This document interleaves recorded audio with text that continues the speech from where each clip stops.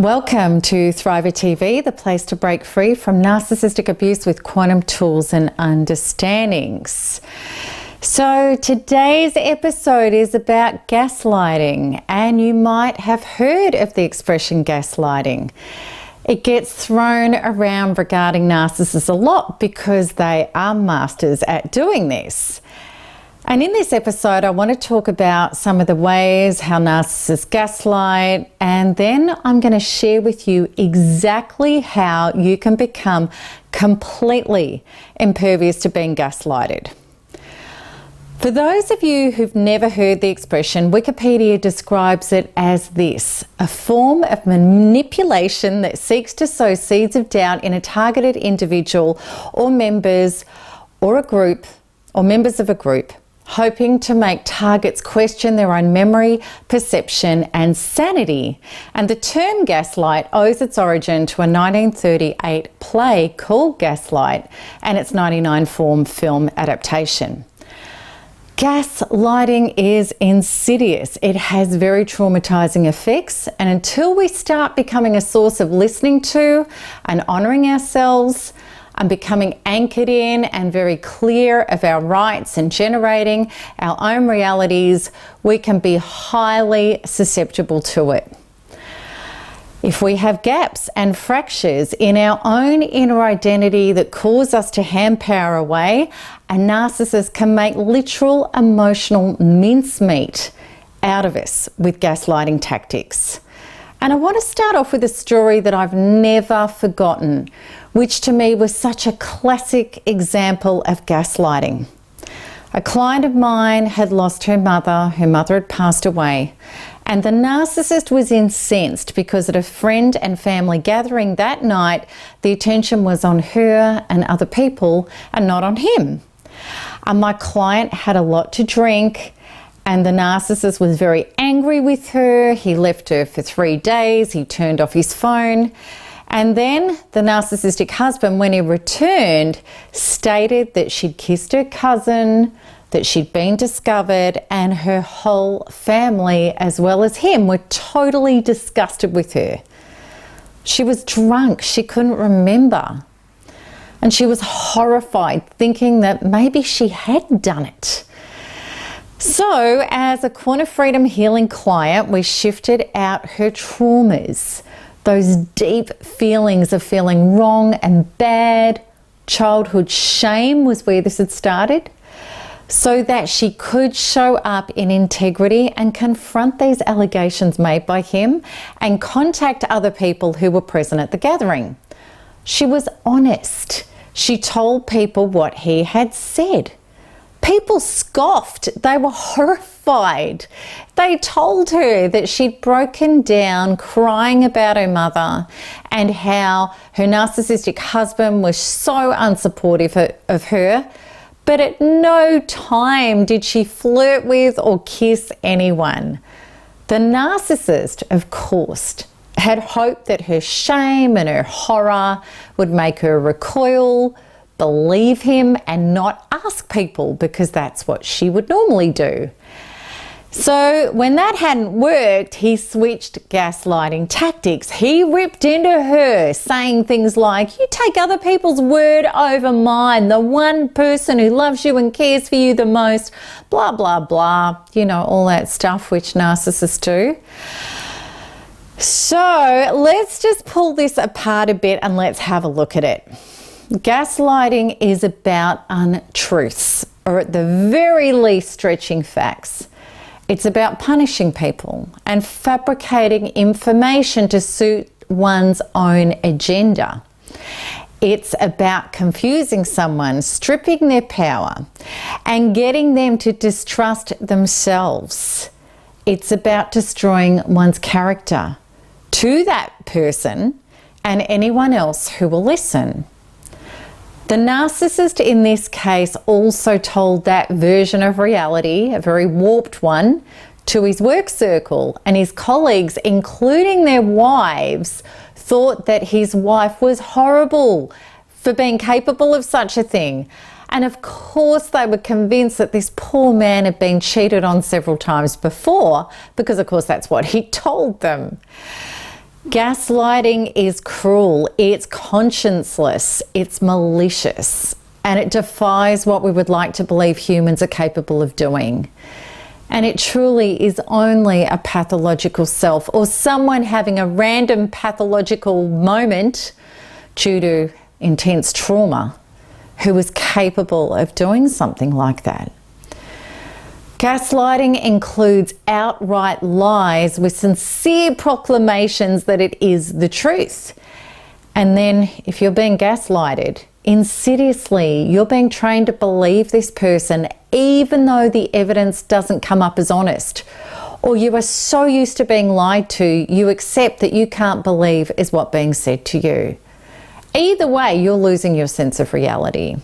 And either way diminishes your inner values, your truth, and your power.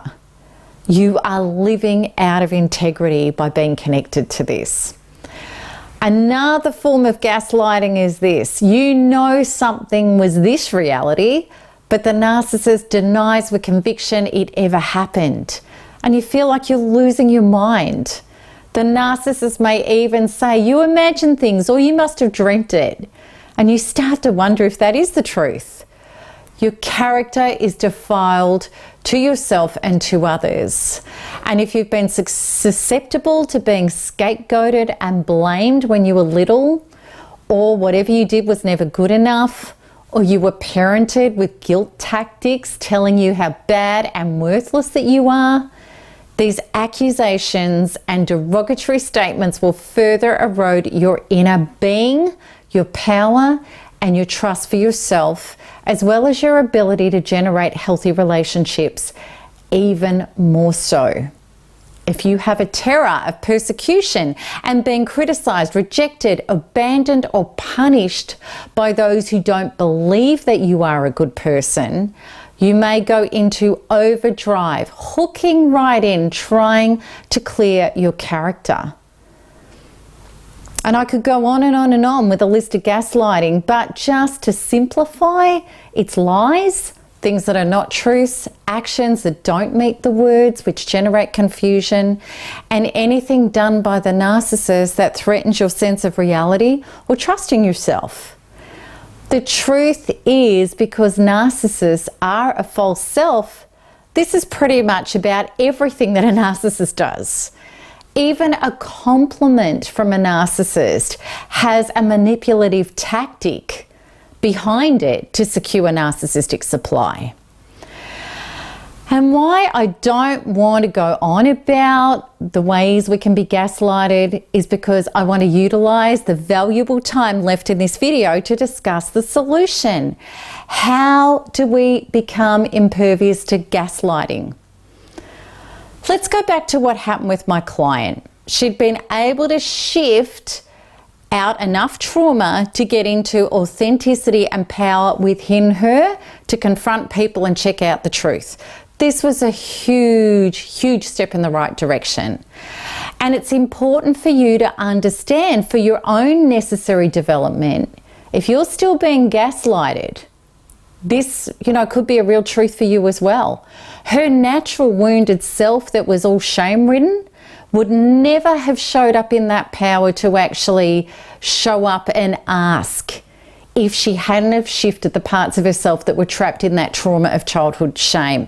That had to leave before she could show up, and she did.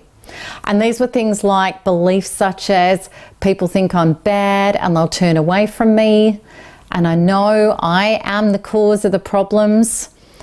And once these beliefs were no longer driving her to curl up, shut up, and accept his lies about her, she came out and found the truth.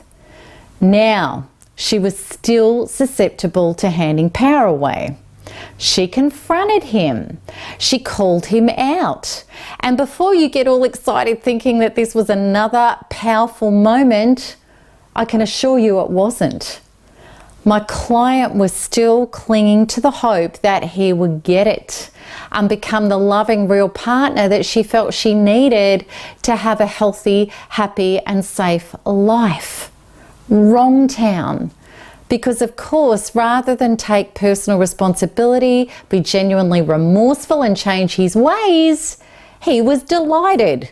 Because the truth is, a narcissist could be called out as a manipulative gaslighter or a green unicorn with their horn up their own butt, because the details of what we're calling them out as are totally irrelevant.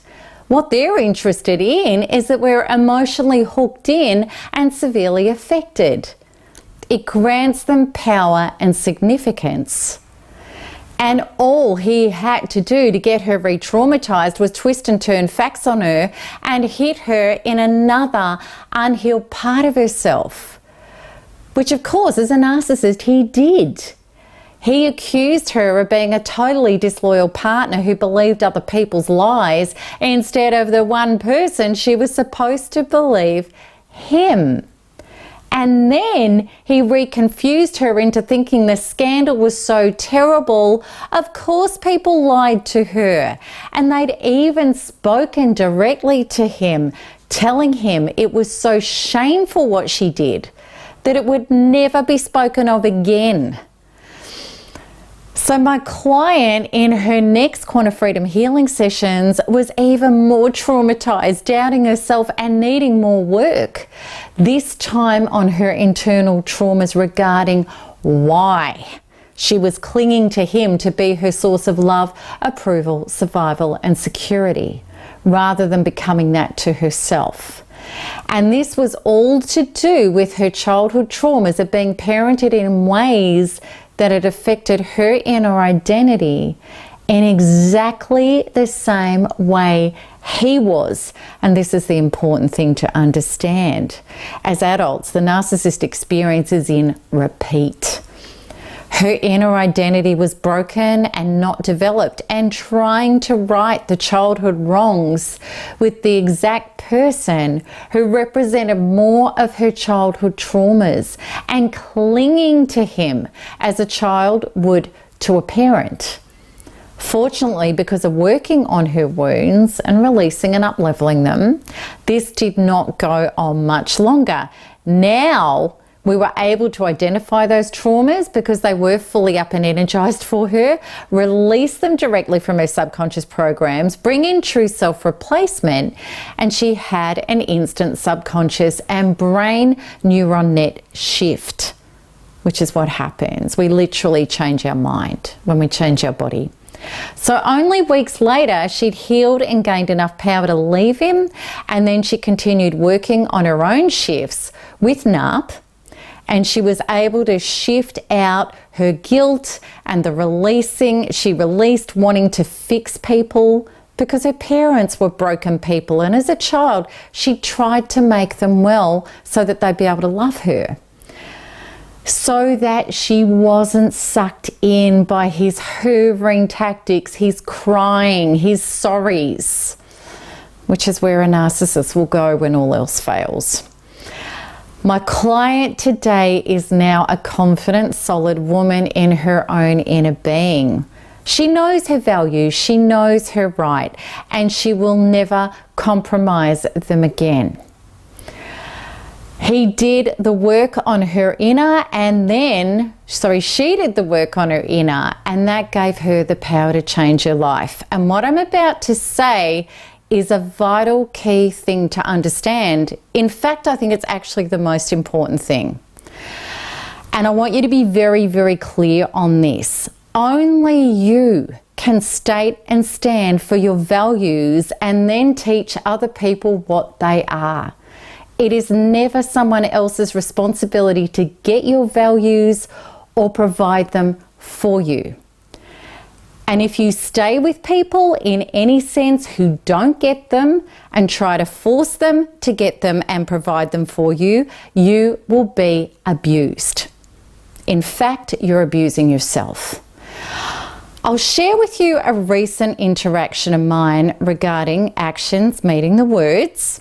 Someone in my life was constantly not delivering what they said they would. It was a chronic pattern. And after asking for what I needed fell on deaf ears, my ultimate truth on this topic kicked in. My conversation with this person went like this. These are not my values of my life. I don't have that in my life. If that's how you wish to conduct your life, then that's okay, but do it elsewhere.